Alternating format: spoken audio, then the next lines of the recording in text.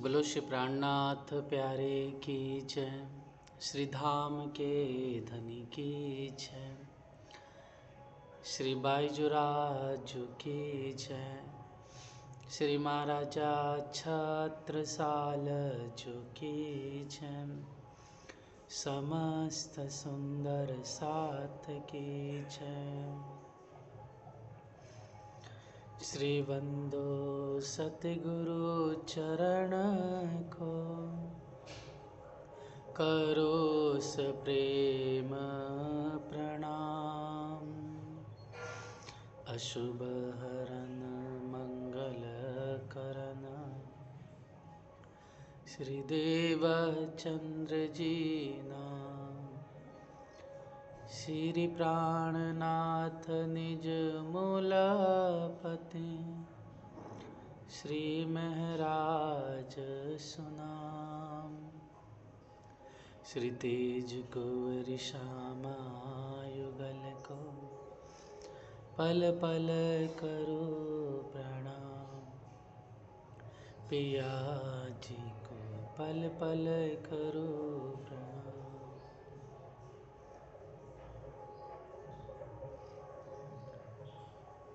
प्रणाम सुंदर साथ जी, प्रणाम। प्यारे सुंदर साथ जी, धनी की कृपा से हम सब ने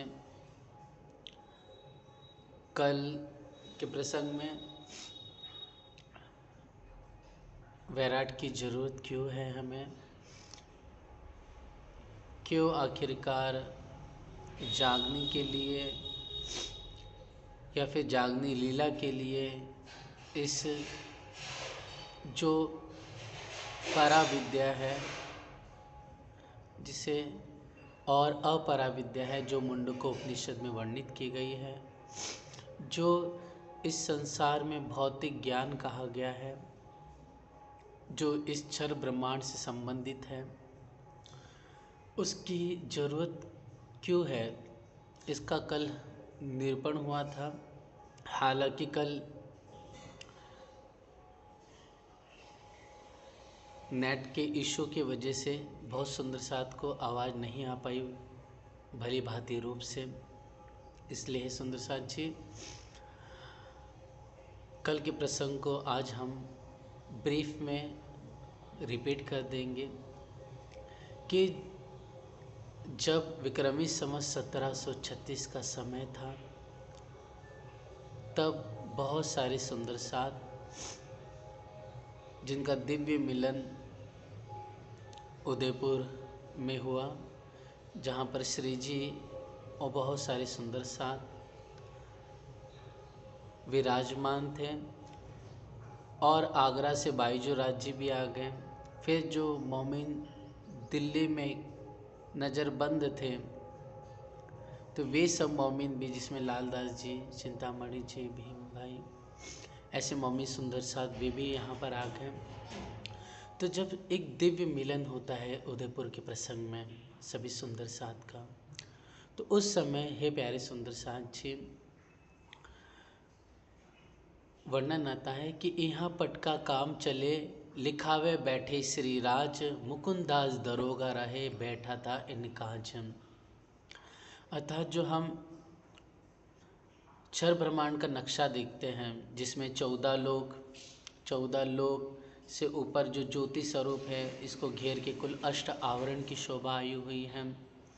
फिर महातत्व, फिर निराकार निरंजन, फिर कारण शरीर, और फिर इसके पश्चात जो आदि नारायण का महाकारण स्वरूप है, और 5वां जो समष्टि, कुल मिला के 5 समष्टि कही गई है।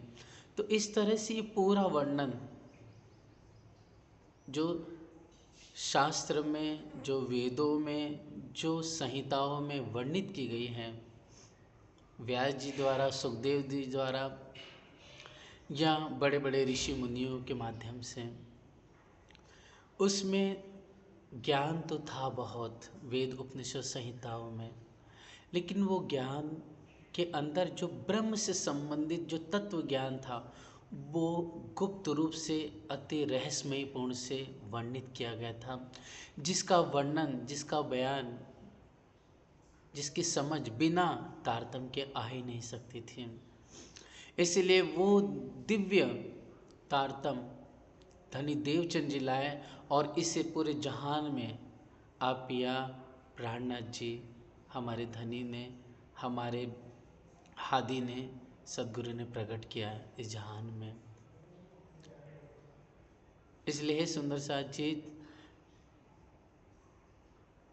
चाहे सुंदर साथ जी हम रास पढ़े, खटरुति, कलश, प्रकाश ग्रंथ या किरंतन ग्रंथ या इससे और आगे हर एक 14 किताबों में कहीं न कहीं वैराट का वर्णन आया हुआ है, चाहे वो 14 लोक रूप में हो या फिर कारण शरीर के रूप में हो या फिर उसे आदि माता कह के पुकारा हो।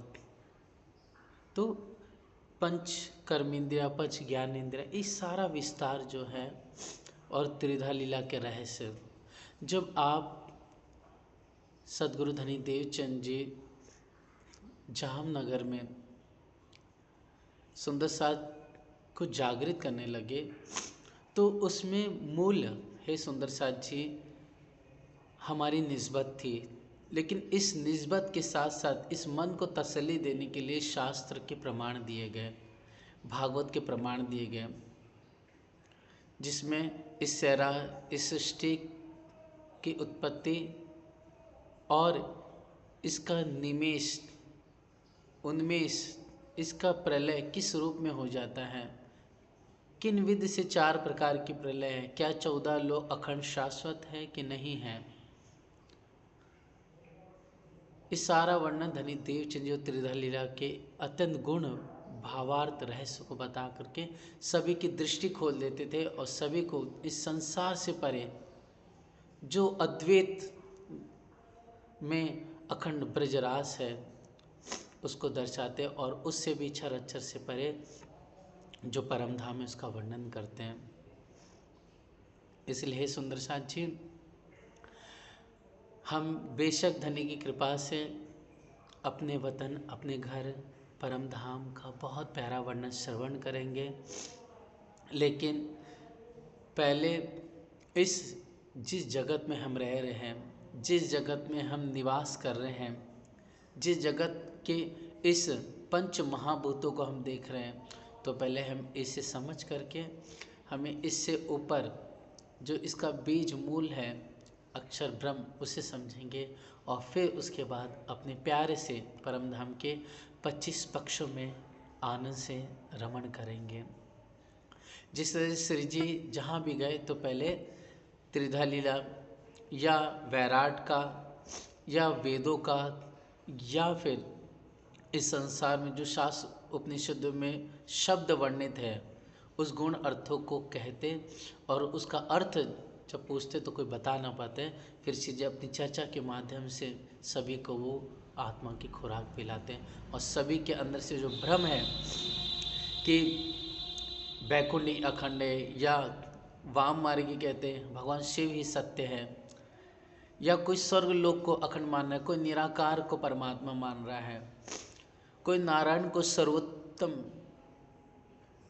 शिखर कह दे रहा, अंतिम गंतव्य स्थान कह दे रहा है, तो इस सब भ्रम को, इस अज्ञान को उड़ा करके तारतम्य ज्ञान के माध्यम से आप हादिस पिया प्राणनाथ जी ने हमें क्षर अक्षर से प्यारा अपना वतन घर दिखाया। तो आइए सुंदर साथ जी, जो शंका भीतर थी पहले मोमिनों के भीतर, उस शंका को, अज्ञानता को मिटा दिया।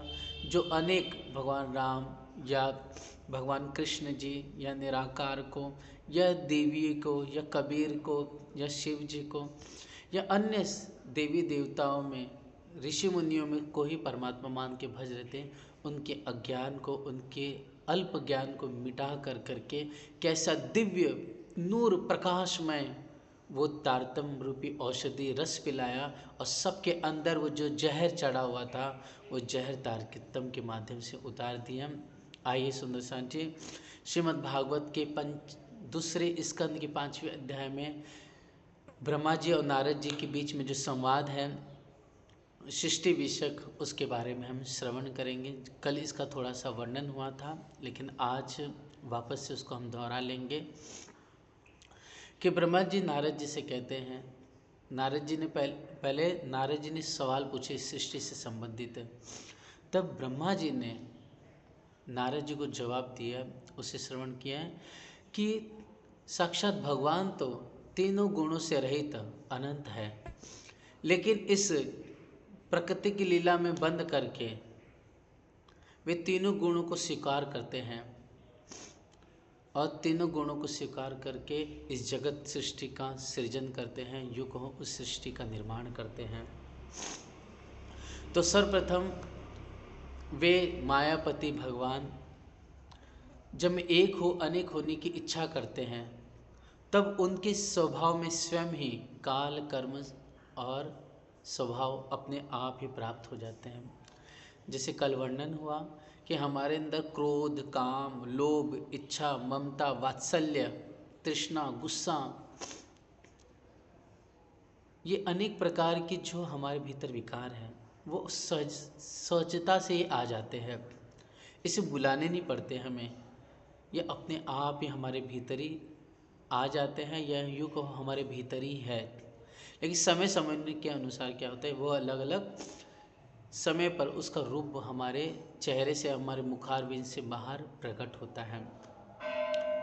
तो हे प्यारे सुंदर साथ जी, उसी प्रकार से जब इस मोह सागर रूपी ब्रह्मांड में ये पूरा आज आप मैं इस संसार में जो सूर्य है, चंद्रमा है, नक्षत्र है, सूर्यलोक है या चंद्रलोक है, पितृलोक है, ये 14 लोक है, या इससे ऊपर जो पूरा वैराट अखिल विश्व ब्रह्मांड है, वो सब क्या है, वास्तव में मोह सागर के भीतर ही समाया हुआ है।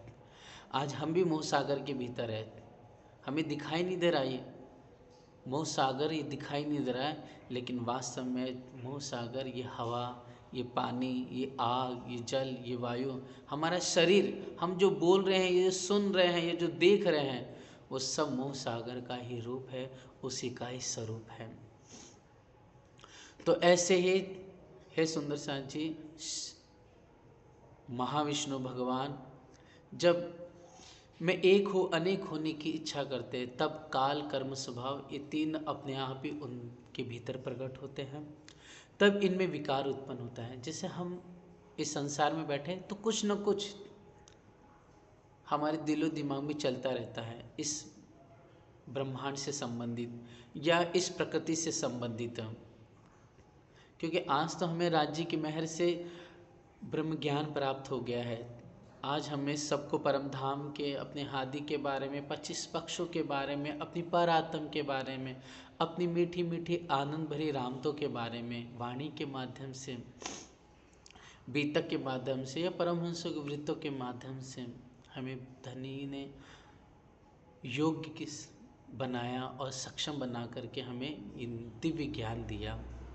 ये दिव्य अपना रस पिला रहे स्वयं पैदर पे पैदर पे।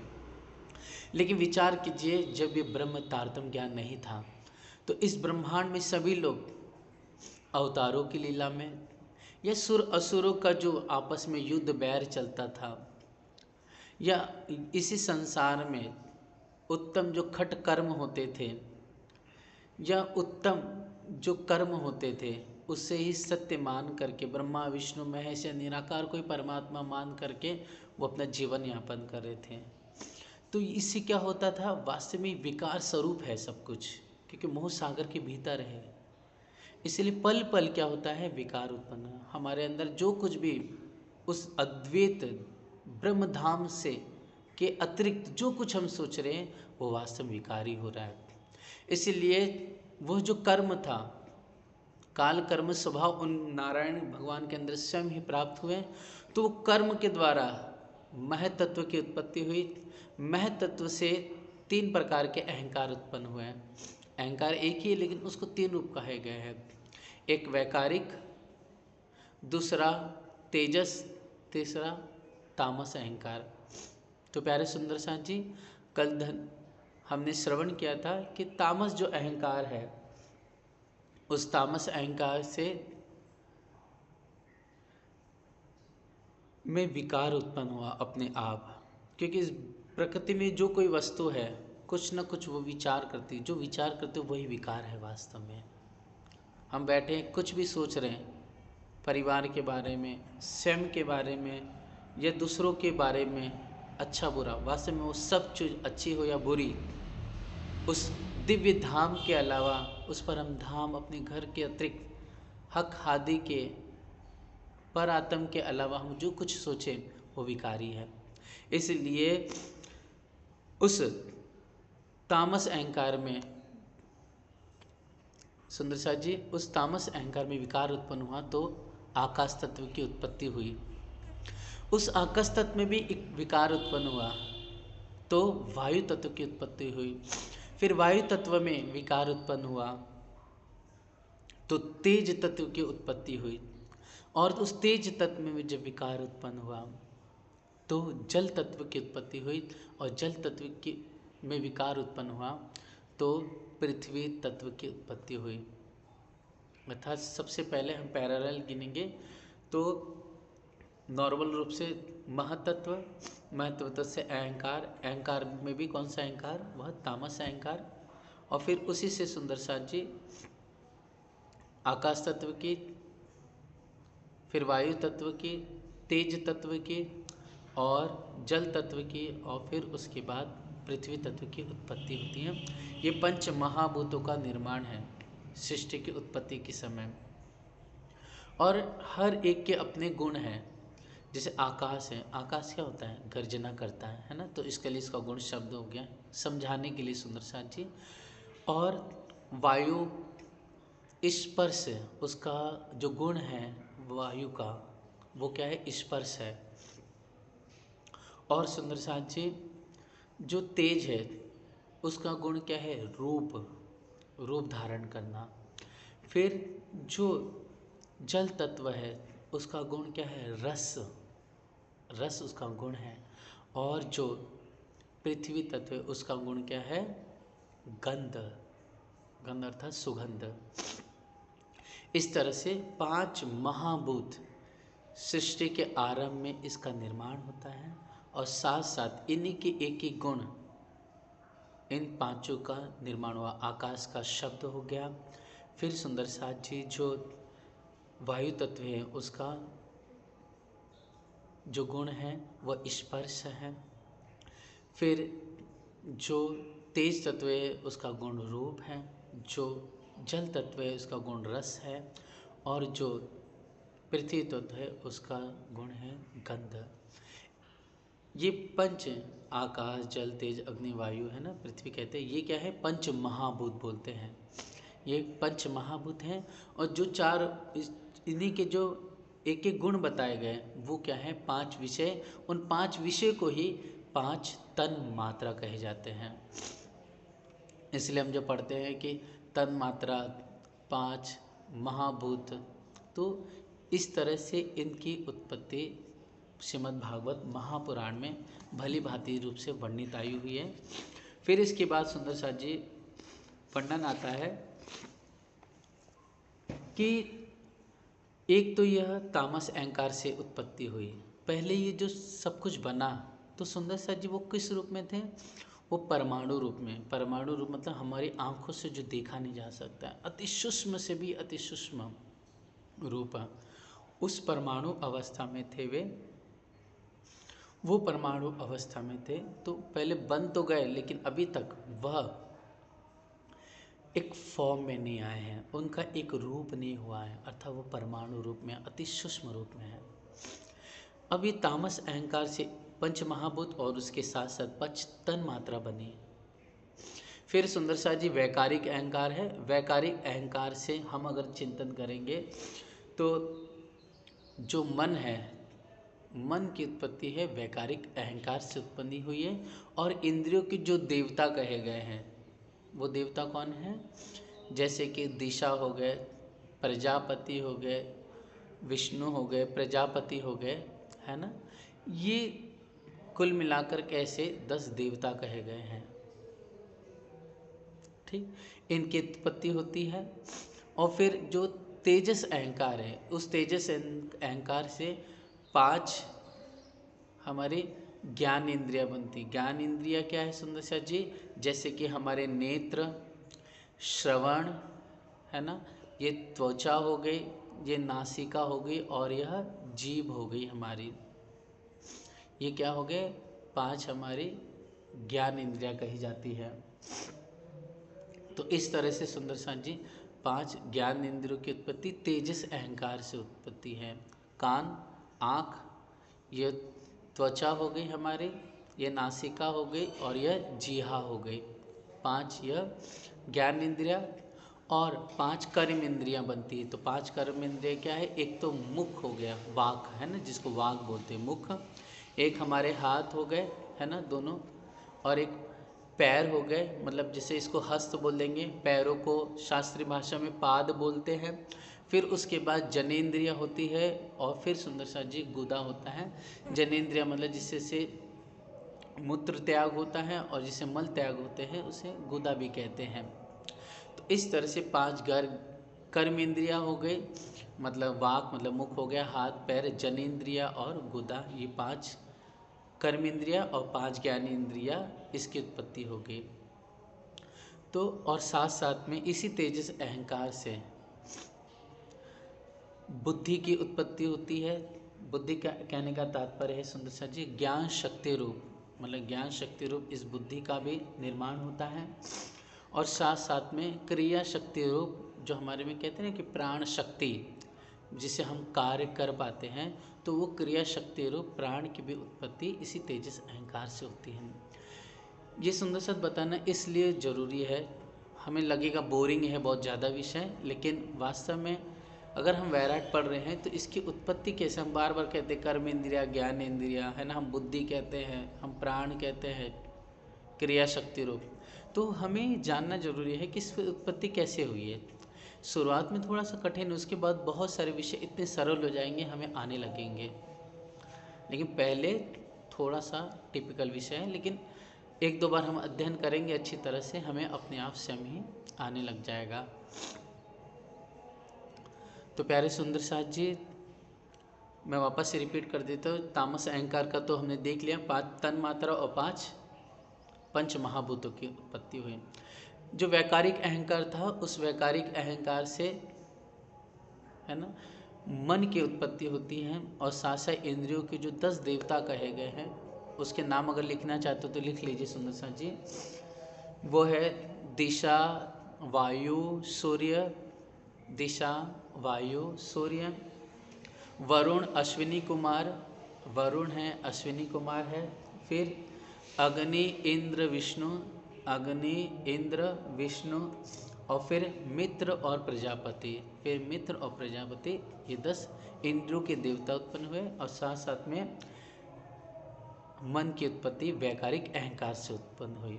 जो किसी का सुंदर साची जो म्यूट है ना, वो बंद कर दीजिए, चालू है ना जी, म्यूट बंद कर लीजिए अपना।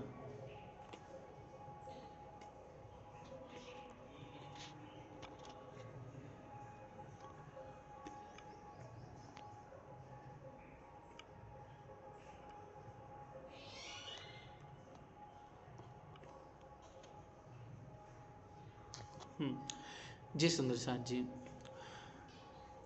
तो हमने वैकारिक अहंकार से देख लिया मन की उत्पत्ति, साथ साथ 10 इंद्रियों के देवताओं की उत्पत्ति हुई। फिर उसके बाद हमने देखा तेजस अहंकार। तेजस अहंकार से 5 कर्म इंद्रियों की उत्पत्ति हुई, 5 ज्ञान इंद्रियों की उत्पत्ति हुई, तथा बुद्धि अर्थात जिसे हम ज्ञान शक्ति रूप बुद्धि कहते हैं और क्रिया शक्ति रूप प्राण की उत्पत्ति होती है। ये सब की निर्माण जरूर हो गया, लेकिन ये सब परमाणुवत में थे, मतलब अति सूक्ष्म अवस्था में थे। ये सब एक साथ इकट्ठा नहीं हुए थे, क्योंकि जब तक ये इकट्ठा होकर के मिलेंगे नहीं, तब तक क्या होगा, पिंड ब्रह्मांड की उत्पत्ति नहीं होगी, मतलब एक सृष्टि का विस्तार जो होना है वो उत्पन्न नहीं हो पाएगा। तो ये कुल मिलाकर पहले परमाणु रूप में थे, परमाणु अति सूक्ष्म रूप में थे और एक साथ इकट्ठा नहीं हुए थे। इकट्ठा कहने का तात्पर्य है कि पहले अलग अलग थे, मतलब एक साथ एकत्रित नहीं हुए थे। जैसे हम कहते हैं ना कि बालू भी है ना, मतलब रेत है, सीमेंट है और पानी है। ये तीनों अलग अलग है, या और भी कोई वस्तु जो इसमें डाली जाती हैं, ये जब तक एक नहीं होंगे तब तक हम घर का निर्माण नहीं कर पाएंगे। जब पानी है, बालू है, या रेत है, ईंट है, सीमेंट है, ये सब जो इकट्ठा हो जाएंगे तब जा कर के एक घर का निर्माण हम कर सकते हैं। लेकिन जब तक अलग अलग, तब तक हम घर नहीं बना सकते। उसी प्रकार यहाँ पर समझने के लिए कहा जा रहा है कि सुंदर साथ जी, ये सभी तत्व पहले परमाणु रूप में थे, जब ये इकट्ठा नहीं होते, अलग अलग फॉर्म में थे, तब भगवान कहते हैं कि भगवान की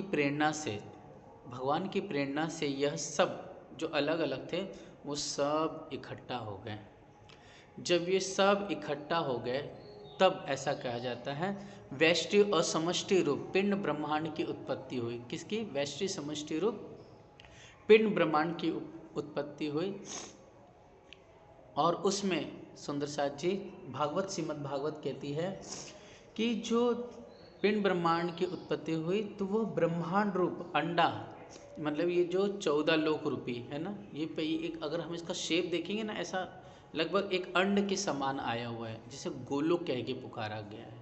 ओके, तो ये कहते हैं कि पहले ये ब्रह्मांड रूपी अंडा 1000 वर्ष तक निर्जीव रूप में जल में पड़ा रहा। कौन से जल में? मोह सागर रूपी जल में। जैसे आज हमारी पृथ्वी, हम देखो ना साइंस के माध्यम से उससे थोड़ा हरा देखते हैं, राउंड शेप में है, लेकिन उसके नीचे कोई अस्तित्व पे थोड़ी खड़ा है, वो अंतरिक्ष लोक में रमण करा, मतलब अपनी कक्षा में वह पृथ्वी क्या कर रही है? रोटेट हो रही है।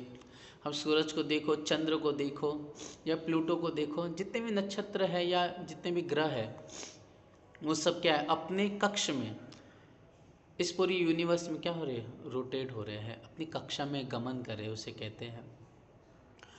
तो उसी प्रकार ये ब्रह्मांड रूपी अंडा 1000 वर्ष तक पड़ा रहा। फिर उसके बाद काल कर्म स्वभाव को फिर इसने स्वीकार किया, जिसकी वजह से क्या हुआ? यह ब्रह्मांड रूप जो अंडा था उसमें से फोड़ के वैराट पुरुष बाहर निकला, और वो जो वैराट पुरुष था वही भगवान विष्णु का, ऐसा कहते हैं, भगवान नारायण का पहला अवतार कहा जाता है। जो अपन कहते हैं ना 24 अवतार है, तो 24 अवतार में सबसे पहला जो अवतार है वो क्या है? वैराट पुरुष है। दूसरा अवतार सनकादिक ऋषि कहे गए हैं, तीसरा नारद जी कहे के पुकारा गया है। तो यह जो 14 लोक रूपी, ये 14 लोक जो हम देखते हैं, वास्तव में 14 लोक कहा गया है, लेकिन वास्तव में ये क्या है? एक वैराट पुरुष है। इसके लिए जब हम बंगला दरबार में जाते हैं, सिपाश पद्मावतीपुरी धाम में, तो देखना एक नक्शा बना हुआ है 14 लोक का, है ना, जिसमें एक पुरुष खड़ा है, उसके पुरुष के शरीर में ही पैर से लगाकर मस्तक तक 14 लोक का वर्णन आया हुआ है।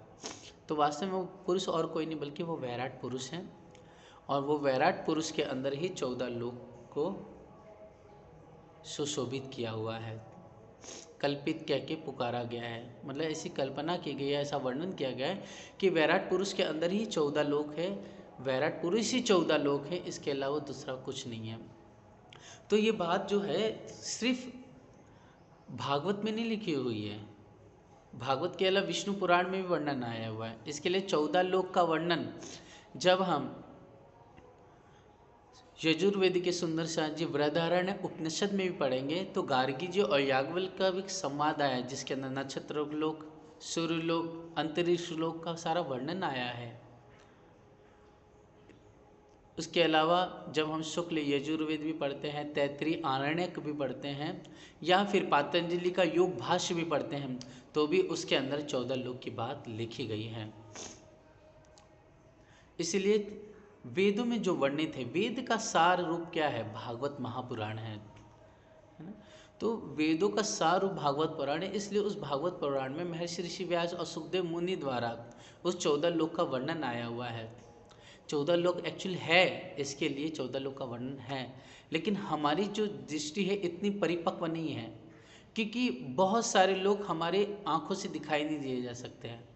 जैसे कोई वस्तु रखी हुई है ना, वो 3D में हमें बहुत अच्छी तरह दिखाई देगी। जैसे आज मैं आपको या आप मुझे 3D के माध्यम से आप देख सकते हैं। जब 2D होगा तो बहुत ज़्यादा दूर दिखेगा, जब 1D होगा तो बहुत ज़्यादा दूर हो जाएगा, फिर उसके बाद जीरो ऑब्जेक्ट हो जाएगा, मतलब सिर्फ एक बिंदु मात्र दिखाई देगा, एक समय के बाद वो भी नहीं दिखाई देगा।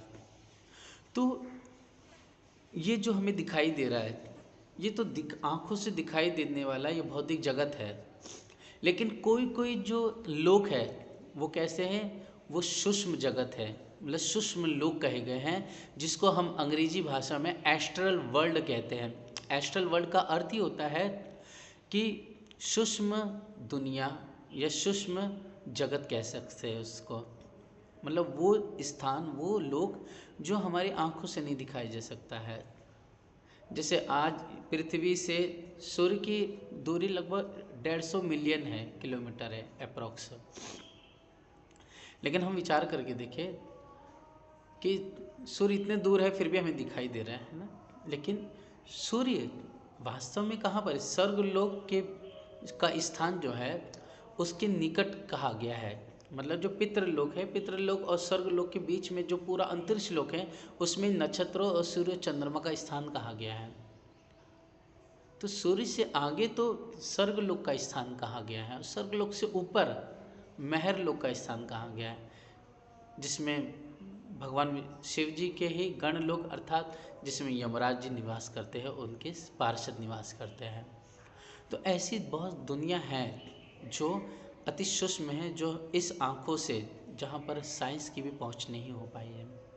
इसलिए हमारा जो यह ब्रह्मांड है वो इतना विस्तार वाला है, इसलिए नाम ही वैराट है। वैराट का अर्थ ही होता है अत्यंत ज़्यादा विशाल विस्तार वाला, इतना विशाल विस्तार वाला कि हमारी बुद्धि से, हमारे मन से, हमारे विचारों में वो आ ही नहीं सकता है। तो इस तरह से ही सुंदर साथ जी यह वैराट पुरुष रूपी 14 लोक का निर्माण होता है, जो कि आदिनारायण का भगवान विष्णु जी का पहला ही, नारायण का यह पहला अवतार है। तो जो 14 लोक है उस 14 लोक को एक गोलोक की संज्ञा दी गई है, एक रूप दिया गया है, उस जो 50 करोड़ योजन का विस्तार वाला हमारा मृत्युलोक मध्य में विराजित है। तो हे प्यारे सुंदर सांची, भगवान महाविष्णु के 4 व्यूह बताए गए हैं। जब हम सृष्टि का विषय पढ़ेंगे, जैसे नक्शे में देख लेते इसको अच्छी तरह से,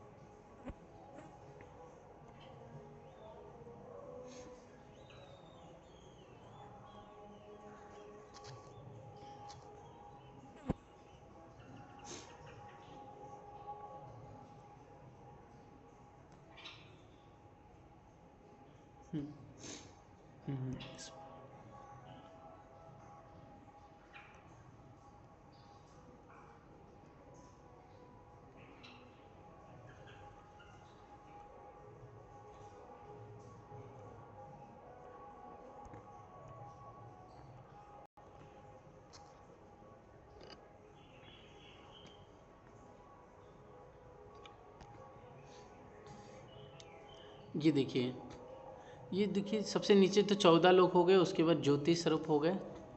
देखेंगे ध्यान से इसको, तो देखिए जो ये ऊपर है ना, ये देखिए ये 4 व्यू बताया गया है। ओके, देखिए ये है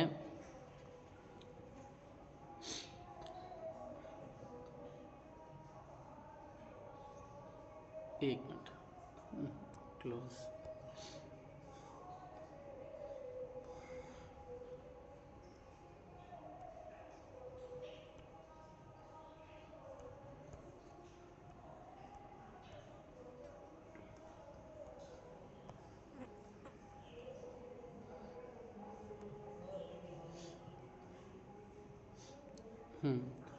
देखेंगे यहाँ पर चित्र में तो हमें दिखाई दे रहा है वासुदेव, संकर्षण, प्रद्युम्न और अनिरुद्ध, ये 4 दिखाई दे रहे हैं।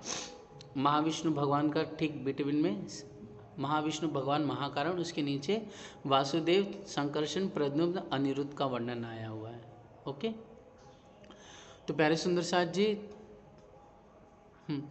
तो यह जो आदि नारायण का जो स्वरूप है, जिसे अहंकार का स्वरूप कहा गया है, वह क्या है? एक संकर्षण है। क्या है?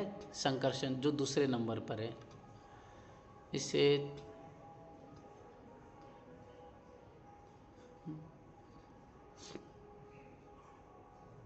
दिखाई दे रहा है सभी सुंदर साथ को चित्र में? हाँ, देखिए, वासुदेव, संकर्षण, प्रद्युम्न, अनिरुद्ध, है ना।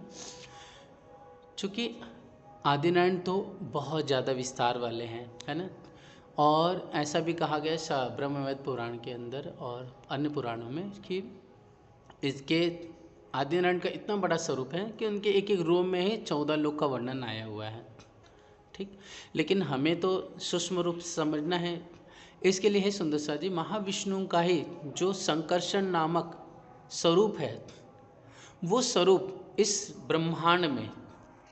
ब्रह्मांड में शेष साई नारायण के रूप में प्रकट होता है, जो हम 14 लोक के ठीक नीचे इसे देखते हैं। तो इसे देखने के लिए जब हम 14 लोक को देखते हैं, तो 14 लोक में सबसे नीचे का जो स्थान, सबसे नीचे जो कहा गया है, ये रहा, ये देखिए सबसे नीचे देखो गर्भोदक समेंद्र लिखा हुआ है ना, तो वहीं पर देखिए लक्ष्मी जी भगवान नारायण के चरणों की सेवा कर रही है। स्क्रीन सभी के आ गया? नर्क स्थान लिखा हुआ है, शेष साई नारायण भगवान। सुंदर साथ जी,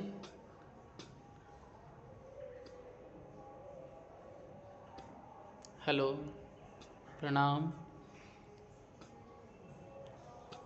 जी जी, सब आ रहा है ना सब स्क्रीन?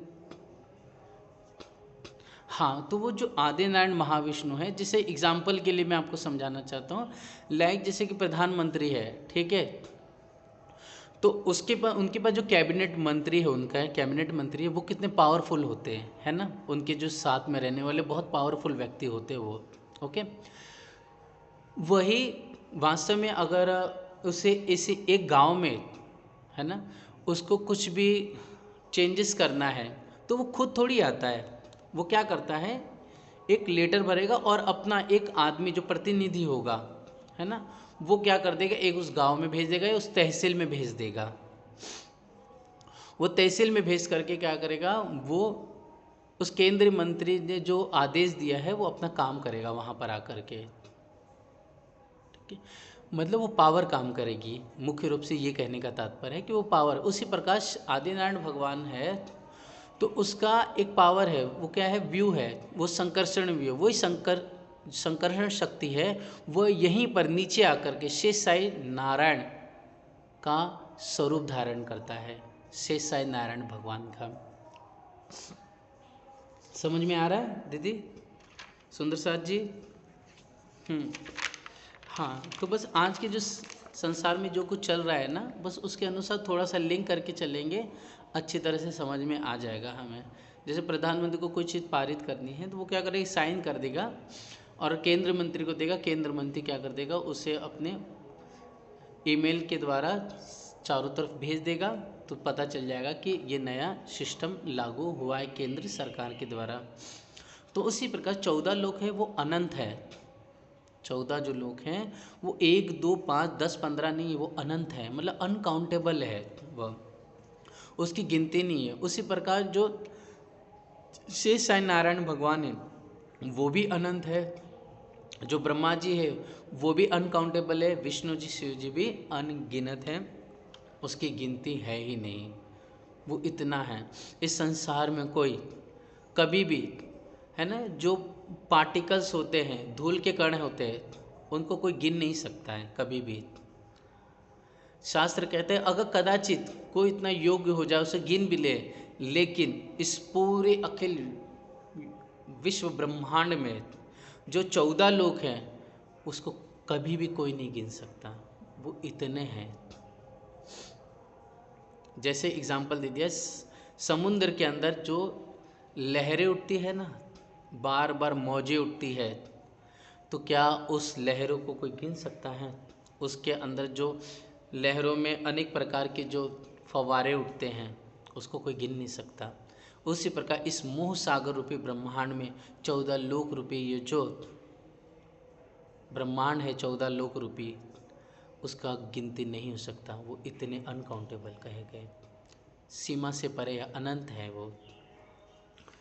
तो इस तरह से है सुंदर शांत जी, संकर्षण नामक जो व्यू है उसी का एक स्वरूप, अहंकार का स्वरूप, ये शेष शायद नारायण भगवान कहे गए हैं शास्त्र के अंदर। हाँ, अगर इसका वर्णन तो बहुत ज़्यादा है, लेकिन हम क्या है, गागर में सागर कहा जाता है, बस इतने समझिए, बहुत ज़्यादा विस्तार है।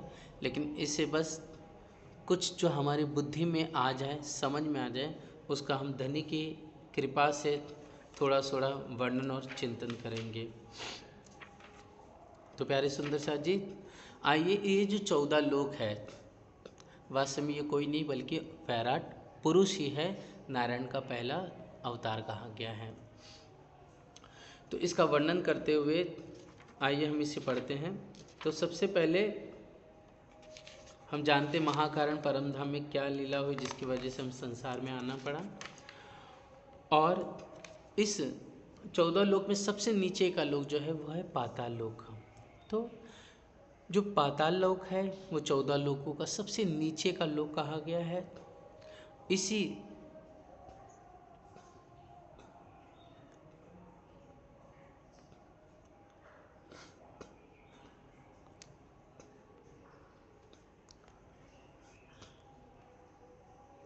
सुंदर साथ जी म्यूट कर देंगे सभी लोग, है ना, चालू मत रखो, आपकी आवाज़ आ रही है, कृपया करके।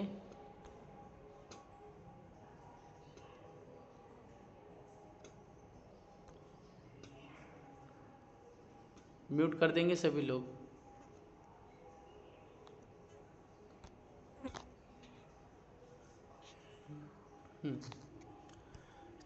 तो ये पाताल लोक है, 14 लोकों के सबसे नीचे का जो लोक है वह पाताल लोक कहा गया है। और मोह जल का अंश रूप जल है ना, एक पानी का विस्तृत भाग यूँ कहो यहाँ पर सुशोभित हो रहा है, दिखाई दे रहा है, जैसे हम चित्र में देख पा रहे हैं अच्छी तरह से इसे। तो 14 लोक रूपी ब्रह्मांड, मतलब ब्रह्मांड रूपी अंड के गर्भ में, गर्भ मतलब यहाँ पर नीचे की अवस्था को कहा गया है, अत्यंत नीचे की अवस्था जो है होने की वजह से इसी मोह जल का नाम गर्भोदक समुद्र कह दिया गया है। मतलब 14 लोक है, इस 14 लोक के सबसे नीचे मतलब गर्भ में होने की वजह से ये जल को गर्भोदक समुद्र कह के पुकारा गया है। दूसरा सुंदर साथ जी, इस समुद्र में एक अत्यंत विशाल स्वरूप वाला एक कछुआ है जो हमें इस समय आँखों से दिखाई नहीं दे रहा है, लेकिन शास्त्र पुराणों में ये वर्णन आया हुआ है एक कछुए का। उस ये जो कछुआ है, उस कछुए की पीठ के ऊपर साक्षात भगवान सर्पों के राजा जो शेष नाग है, वो शेष नाग एक कमलाकार आसन बना करके वहाँ पर उस कछुए के ऊपर बैठे हुए हैं। और शेष नाग की शैया मतलब पलंग कल्पित करके, मतलब बनाकर उस पर साक्षात महाविष्णु के संकर्षण व्यू, साक्षात जिसे हम शेष साई नारायण भगवान कहते हैं, वो विराजमान है। और इन्हीं के चरणों की सेवा आप श्री लक्ष्मी जी कर रही हैं।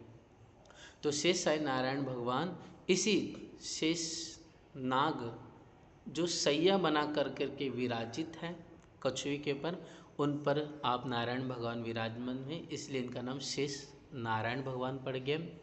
और साथ साथ में इन्हीं के संग आपकी ही अर्धांगिनी श्री लक्ष्मी जी इन चरणों की सेवा कर रही हैं।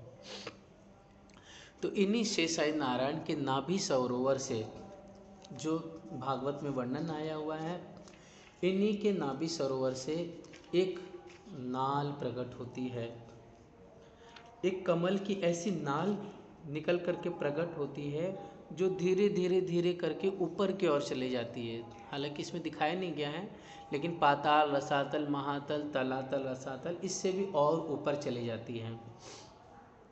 जो ऊपर चली जाती है, जाते जाते ऊपर एक प्यारा सा उस नाल के ऊपर एक कमल का पुष्प खिलता है। तो वो जो कमल का पुष्प खिलता है प्यारे सुंदर साथ जी, उस पुष्प के ऊपर ब्रह्मा जी की उत्पत्ति होती है, मतलब ब्रह्मा जी का प्रकटन होता है। जब ब्रह्मा जी का प्रकटन होता है तो ब्रह्मा जी उस समय स्वयं को देखते हैं, तो वो चारों तरफ देखते हैं तो उनको कोई भी वहाँ पर दिखाई नहीं देता है। जब उनको वहाँ पर कोई नहीं दिखाई देता है तब ब्रह्मा जी विचार करते कि मैं कौन हूँ, मेरी उत्पत्ति कहाँ से हुई है, ये अंधकार तम क्या है। तो ऐसा विचार कर करके वो विचार करते रहते हैं और सोचते हैं कि मैं कमल के ऊपर उत्पन्न हुआ हूँ। तो वो कमल के अंदर प्रवेश कर जाते हैं और प्रवेश करके जो नाल होती है उस नाल के अंदर भी वो प्रवेश कर जाते हैं। और प्रवेश करके वो कहते हैं कि हजारों वर्ष तक उस नाल के अंदर वो खोजते रहते हैं, लेकिन उन्हें किसी भी प्रकार से इसका अंत नहीं मिलता है। उन्हें किसी भी प्रकार से उनकी उत्पत्ति किससे हुई है इस रहस्य से उनका पर्दा नहीं हटता है। तब हे प्यारे सुंदर श्याम जी, उस नाव से बाहर निकल के कमल के आसन पे वापस से वो ब्रह्मा जी बाहर निकलते हैं और बैठ करके विचार करने लगते हैं। इतने में ही आसमान से अपने आप आवाज़ आती है, तप तप, अर्थात तप तप। जो हम व्यंजन सुनते हैं ना, क ख ग, वो जो व्यंजन में एक 16वां 21वां शब्द है, 16वां शब्द त है और 21वां शब्द है प, तो 2 बार आवाज़ आती है, त प। इस प्रकार जब ब्रह्मा जी विचार करते हैं शायद जो भगवान है मुझे कहना चाहते हैं कि मैं तप करूं, तब ऐसा करके ब्रह्मा जी उस कमल के आसन पर तपस्या करने लग जाते हैं। जब तपस्या करते करते हजारों वर्ष व्यतीत हो जाते हैं तब साक्षात उन्हें, हे सुंदर शांत जी, उनके भीतर ही उन्हें क्या दिखाई देता है, एक सुंदर दिव्य दृष्टि प्राप्त होती है। उन्हें दर्शन होने लगते हैं कि साक्षात दिव्य तेज रूप में भगवान विष्णु चतुर्भुज रूप में दिखाई देते हैं उनको। उनके संग लक्ष्मी जी, उन्हीं के ही संग जो पार्षद है, जो जिनका नाम प्रबल है, अरहण है, सुनंद है, नंद है, ये सब उन्हें दिखाई देने लगते हैं। किनको? ब्रह्मा जी को। तब हाथ जोड़ करके प्रार्थना करते हैं कि हे भगवान, हमें आगे क्या करना चाहिए, आप हमें इसका उत्तर दीजिए। उनकी बहुत आपस में वार्तालाप होती है। इसका वर्णन भागवत के दूसरे स्कंद में आया हुआ है। तब भगवान वहाँ पर साक्षात आदेश देते हैं चतुर्भुज स्वरूप कि हे ब्रह्मा जी, आप सृष्टि रचना का कर्म कीजिए और किसी भी प्रकार से आप चिंता मत कीजिए। आप सभी अहंकार को, सभी प्रकार के कर्ता के भाव को छोड़ करके इस सृष्टि का विस्तार कीजिए। तब ब्रह्मा जी प्रार्थना करते हैं कि मैं जब कर्म करूं तो मेरे अंदर अहंकार ना है, इसका हमेशा आप हम पे, मुझ पर कृपा बनाए रखना। कर्ता का भाव मेरे भीतर कभी ना हो, मैं किसी भी प्रकार से अभिमान के बंधन में ना बंधूं। तब तथास्तु कह देते हैं। तब हे प्यारे सुंदर शांत जी, ब्रह्मा जी के द्वारा सृष्टि का विस्तार होता है और उस समय ऐसा कहा जाता है कि साक्षात भगवान विष्णु द्वारा, नारायण द्वारा ब्रह्मा जी को चतुश्लोकी 4 श्लोक सुनाए जाते हैं, जिसे हम चतुश्लोकी भागवत का श्रवण करते हैं। जब नारद जी व्यास जी के 17 पुराणों को देखते हैं और 17 पुराणों को देख के बाद उसके बाद उनकी खंडनी कर देते हैं कि तब हे सुंदर शाह जी, नारद जी जब व्यास जी की खंडनी करते हैं क्या खंडनी करते हैं कि हे व्यास, तुमने इन पुराणों को सबको रच दिया, लेकिन फिर भी तुमने भगवान की लीलाओं का वर्णन नहीं किया। तुमने मनुष्य जात को क्या कर दिया, कर्मों में, व्रतों में, अनुष्ठानों में, यज्ञ में, हवन में, इस संसार के अनेक प्रकार के कर्म कांडों में उलझा दिया, उपासनाओं में, देवी देवताओं में उलझा दिया। तुमने अभी तक भगवान की जो शुद्ध निर्मल पवित्र भक्ति है और उनका सच्चरित्र जो वर्णन है अभी तक तुमने किया नहीं। ऐसा कहते हुए कई प्रकार से अनेक खंडनी करते हैं। और फिर है सुंदर शाह जी, वह जो भगवान विष्णु ने ब्रह्मा जी को ज्ञान दिया, ब्रह्मा जी से ज्ञान वो ऐसा कहा जाता है सनकादिक ऋषियों के पास आया, वो चतुश्लोकी भागवत के जो 4 श्लोक है, वो श्लोक नारद जी, सनकादिक से नारद जी को प्राप्त हुआ। नारद जी ने वो महर्षि ऋषि व्यास जी श्री कृष्ण देवपायन को दिया। अपन जो कहते हैं ना व्यास जी का एक्चुअल नाम कृष्ण देवपायन है वास्तव में, चूँकि वेदों का उन्होंने भाग कर दिया। पहले वेद एक ही रूप में थे, पहले वेद मुखारबिंद याद किए जाते थे, इसलिए श्रुति ज्ञान कहा जाता था।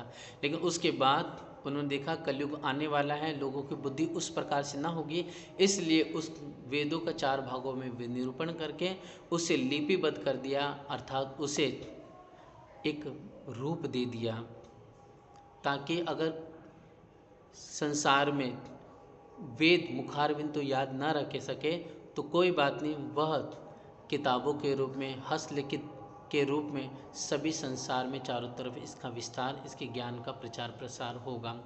इसलिए उसे लिपिबद्ध वचनबद्ध आपने कर दिया, इसलिए कृष्ण देवपायन का नाम ही वेद व्यास जी पड़ गया।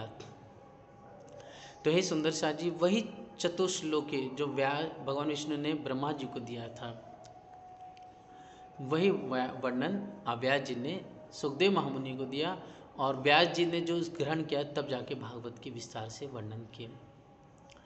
तो अब ब्रह्मा जी ने उस ज्ञान को लिया, अब ब्रह्मा जी ने तब जाकर के ही सुंदर शाह जी कहा जाता है कि उन्होंने इस 14 लोक रूपी जो यह ब्रह्मांड है वैराट पुरुष का, जब उनकी दृष्टि में सब कुछ आ गया, तब उनके द्वारा 10 प्रकार की सृष्टि का निर्माण हुआ। 10 प्रकार की सृष्टि की उत्पत्ति ब्रह्मा जी के द्वारा हुआ, जिसके अंदर मनुष्य भी आते हैं, जिसमें औषधि, पेड़ पौधे, पक्षी, पशु, जो गंधर्व होते हैं, विद्याधर होते हैं, है ना, साथ साथ में जो अहंकारिक मन होता है, जो इस संसार में कहा गया है, जो विकार कहा गया है, वो सब की उत्पत्ति आप ब्रह्मा जी के द्वारा होती है, जिसका वर्णन सुंदर शाह जी श्रीमद् भागवत महापुराण में किया गया है। अब हे सुंदर शाह जी, जब शिव का वर्णन हो गया और साथ साथ में एक चीज़ रहेगी अधूरी कि जब वैराट पुरुष 14 लोक का वर्णन आता है ना, तब इसी भागवत महापुराण में कहा गया है कि जो वैराट पुरुष है, तो हे प्यारे सुंदर शाह जी, उस वैराट पुरुष का वर्णन करते हुए आप ब्रह्मा जी फरमाते हैं, ब्रह्मा जी कहते हैं कि जो वैराट पुरुष 14 लोक रूपी वैराट पुरुष, उन्हीं के अंग से क्या क्या उत्पत्ति हुई। तो उस वैराट पुरुष के मुख से वाणी प्रकट हुई, मतलब वाणी का प्रकटन वैराट के मुख से हुआ। साथ साथ ये भी कहा गया है कि जैसे कि 5 प्राण कहे गए, क्या, प्राण, अपान, व्यान, समान, उदान, ये 5 प्राण, और साथ साथ में जो समस्त औषधियाँ हैं, औषधि जो हम अनेक प्रकार से दवा का, आयुर्वेदिक दवा का इस्तेमाल करते हैं, तो या फिर हम उसे अनेक प्रकार की बूटियाँ कहते हैं, जिसका दोहन कर करके औषधि के रूप में इस्तेमाल किया जाता है। साथ साथ में ये भी कहा गया है कि अनेक प्रकार के जो इस 14 लोक में पर्वत है, जो सागर है, जो अनेक प्रकार के नदियों का प्रवाह है, उसकी दिशा है, और यहाँ पर अनेक प्रकार के जो मेघ है, बिजली है, शेला है, लोहा है, धातु है, और सुंदर साथ जी जो मेघ कहे गए हैं, इसके साथ साथ धर्म है, अधर्म है, पराजय है, जय है, विजय है, ये सब की उत्पत्ति आप ब्रह्मा जी के आप वैराट पुरुष के अंग से प्रकट हुए। इसी वैराट पुरुष के मुख से ऐसा कहा जाता है ब्राह्मण तत्व की उत्पत्ति हुई, उनकी भुजाओं से क्षत्रिय की उत्पत्ति हुई, उनकी जांग से वैश्य जाति की उत्पत्ति हुई, उनके चरणों से शूद्र जाति की उत्पत्ति हुई। तो ये मूल रूप से वैराट पुरुष के अंग से प्रकट किए गए। तो इस तरह से दो प्रकार से उत्पत्ति भागवत में वर्णन है। एक वैराट पुरुष जो 14 लोक है, उसके अंदर स्वतः ही इस सब चीज़ की उत्पत्ति कही गई जो हमने सुना, मेघ है, बिजली है, सागर है, पर्वत है, श्रृंखलाएँ हैं, नदियाँ कही गई है, और साथ साथ में अनेक प्रकार के जो हमने सुने पर्वत हैं, जो सुंदर सा जी लोहा हो गए, अनेक प्रकार की धातु हो गए, जो गंधर्व हो गए, यक्ष हो गए, पितर, ये सब चीज़ें ब्रह्मा जी के द्वारा भी और वैराट पुरुष दोनों के माध्यम से इनकी उत्पत्ति का विस्तार है, जिसे भी पढ़ना होगा सुंदर सा जी। श्रीमद् भागवत के दूसरे और तीसरे स्कंद में इसका बहुत विस्तार है, क्योंकि उसका अगर वर्णन करना जाए तो वैराट 2 महीने तक पूरा भी ना हो जाए होगा, लेकिन हमें समझ में आ जाए इसके लिए संक्षिप्त रूप में इसका वर्णन आया हुआ है। अब ब्रह्मा जी वैराट पुरुष से कुछ तत्वों की उत्पत्ति हो गई, फिर साथ साथ में ब्रह्मा जी के द्वारा भी 10 प्रकार की सृष्टि का उत्पत्ति कही गई है। अब उनके द्वारा उत्पत्ति तो हुई, लेकिन सुंदर साथ जी उसका विवेचन और अच्छी तरह से मनुष्य जाति का विस्तार कैसे हुआ उसका वर्णन धनी की कृपा से हम कल करेंगे। आज समय ज़्यादा हो गया है, आज थोड़ा सा लेट भी चला था सुंदर साथ जी, लेकिन कल धनी की कृपा से हम इसका जो अभी तक हमने अध्ययन किया है या वाचन किया है, पढ़ा है, वो धनी की कृपा से कल वापस से रिवाइज कर देंगे, ताकि हमें अच्छी तरह से और भी समझ में आ जाए। आज के लिए सुंदर साथ जी ये सेवा स्वीकार कीजिए। बोलो श्री प्राणनाथ प्यारे की जय, सद्गुरु महाराज की जय, समस्त सुंदर साथ की जय। प्रणाम प्रणाम।